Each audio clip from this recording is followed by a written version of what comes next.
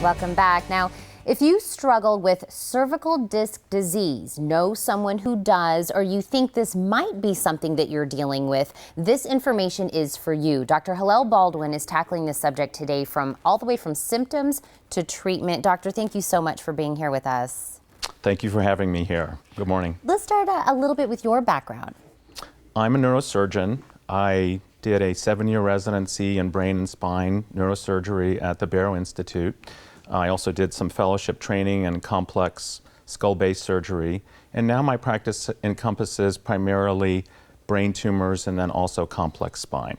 Okay, and so I know I did mention we're going to be talking about cervical disc disease and what that is. Can you kind of put that in a term we can understand? Sure. So as we age, and I brought a model. Oh, perfect. It's not a great model because it has the actual disc implant, but the cervical discs are the cushioning cartilaginous structures that are between the cervical vertebrae. Okay. And what happens is that as we age, they dry out and they can push on the spinal cord or the nerve roots, creating symptoms of neck pain, arm pain, or even in some cases, spinal cord symptoms like difficulty walking or using our hands. Wow. And so how does someone maybe get this? I know you mentioned a little bit about age. So it can also happen traumatically. You frequently see sports injuries. It can also be just from wear and tear. It can also be from working out too hard in the gym, working too vigorously in your backyard, and all of a sudden somebody gets some arm symptoms, ends up in the emergency room with extreme pain. They do an imaging study like an MRI scan and find that there's pressure on a nerve root. Now, are there some symptoms that we should be looking out for? Yes. As I mentioned, numbness and tingling into a hand that generally originates in the neck and tends to course down the hand or arm into the hand, or any type of weakness. And then on neurologic testing, when we see the patients in our clinic, we'll notice actual weakness on testing, loss of a reflex, numbness, and a specific nerve distribution. So that's how it's diagnosed? Yes. And so once we have that diagnosis, what's the treatment? So we always start with conservative treatment unless there's evidence of spinal cord compression. So typically the patients that come in with neck pain, arm pain, are given a trial of conservative management up to 6 weeks to 2 months. That usually entails traction, going to a physical therapist, rest, and in probably half to 2/3 of the cases resolve with conservative management. And then the ones that don't end up seeing me for surgical options. Okay, and I know we were going to also talk about a procedure that's available. Yes. That not only yourself but somebody else in your practice also handles in this case. Correct. So the typical procedure for cervical disc disease was generally accomplished through an anterior approach through the front of the neck, where we actually took the disc out and fused the bones together. Okay. And in the process of taking the disc out, we could visualize under the microscope the nerve roots. One of the more older procedures was actually going through the back of the neck and operating on just the nerve root as it coursed out between the overlapping bones, but we found that that's probably not as successful as going in through the front.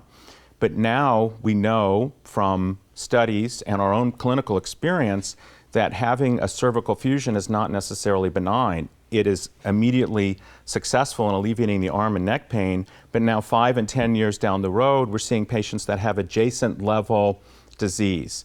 And so they end up coming back needing adjacent level fusion. So this is a revolutionary procedure that now allows for motion preservation.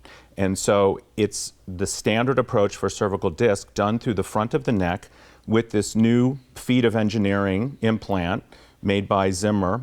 Previously LDR was a French company, and it has cobalt chrome end plates and a polyethylene core with this is all engineering terms of course, but with the sliding axis of flexion extension. Right. So when we compare a live patient on a video x-ray with the patient with the cervical disc, the motion is actually identical. And so we have motion preservation, and the FDA that was done to allow this disc to come to market, in 500 patients, class 2 evidence at 2 years, patients had a faster return to work and satisfaction rate with the motion preservation than the fusion patients. And then at 5 years, we know that they had a lower level of revisions. So the motion preservation decreases the rate at which people come back and need additional surgery.